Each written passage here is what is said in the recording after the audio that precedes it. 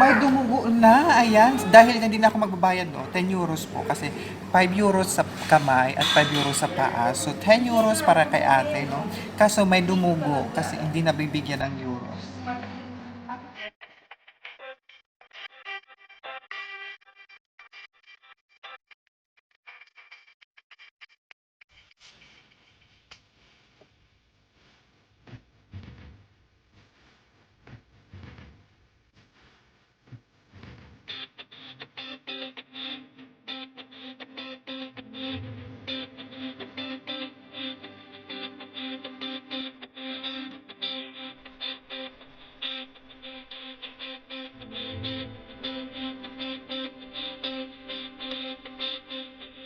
Kami mga kabebe, ayan mga kabebe ang tawag sa mga kablog ko, ayan. Hello mga kabere!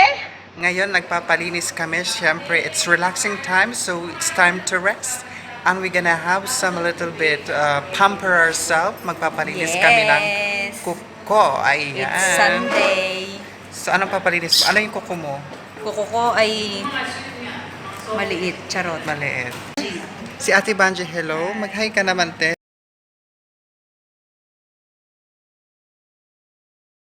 So, meron kang service sa Nicosia. Ibablog ko to ate. Sige, mag-hi ka naman. Vlogger to. Oo, ayan.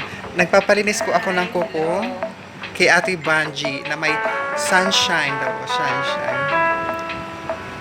Yung pa ako napaglipasan na ng ano, Panahon. ng araw. Wala nang sunshine.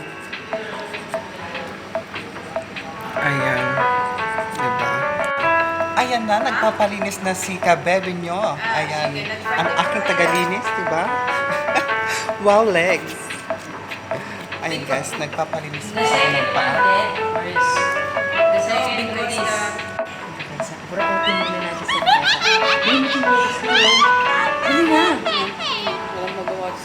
Eto, lilinisin niya na ang aking kuko na yung ano, mga paang ano tawag ito te? Agila, mga kuko ng agila yan ate. Sige. Sugat! Ako mo sugatin ako. Pag nasugat mo yan, minus 1 euro. Hindi, sausaw mo agad dyan sa dagat para bumaling. Di ba? Sa alat. Ayan. Bongga. Lagarin siya pa. Plain. Plain white. Lagarin siya. Pero hindi naman. Hindi naman yung CCTV. Kilalang kilala. 5 years. Oh, 5 years na siya. Sa Cyprus. Kaya yung magpalinis dyan. Ayan, sa mga gusto mag-invite ka natin, no? Sa lahat na magpalinis, no? Hanapin lang si Ate Vanji at hanapin nyo lang po ako. Oo. Sa description box, nandyan po ang pangalan niya. At hanapin nyo lang, no? May commission po sa mga taga-Cyprus. Ayan. Tingnan nyo guys, oh, ang ganda niya maglinis ng kuko. Talagang hindi dudugo. Si ate guys, so taga Mindoro siya, no? Dito sa Cyprus, sideline niya po ang mag-manicurista. Ayan. Ayan si ate, ang pangalan na ate? Si ate Banji. Ayan. Tuwing linggo lang po. Tuwing linggo, pwedeng hanapin si ate Banji dito sa Nicosia. Opo. Dito ako dati nag-work sa Nicosia. So, minute ko lahat ng friend ko. Dito kanina. Nag-picnic kami. Tapos, nagkape-kape. Tapos, dinala ako dito ni aking friend na si April. Ito siya. Dinala niya ako dito para mag-relax. Anong papalinis nga natin? Fit! Ay, yung feet niya. Feet. So, at saka kuko. Ayan. After ng paa, kamay naman. Kano ba yung gulaman ni nanay? Piso?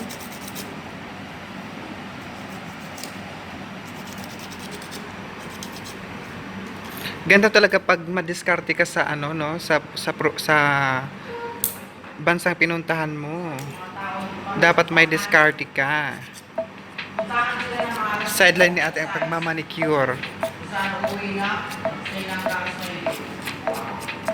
Guys, magbabayad na tayo sa ano?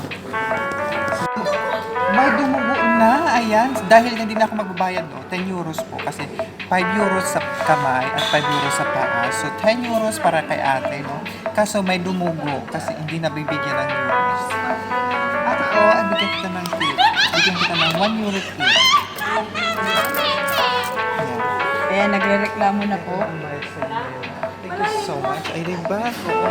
Ay, hindi siya magaling mag-manicure. Ito yung manicure niya. Kasi yung isa, dumugo ng paa niya. Kasi gusto niya, ano yung gusto nga Raquel? Dumudugo ang... Kasi gusto pa niya paduguin talaga. Tama na yan, tama na yan. Ah, diba? Nag-aaway Tama silang na daw. dalawa.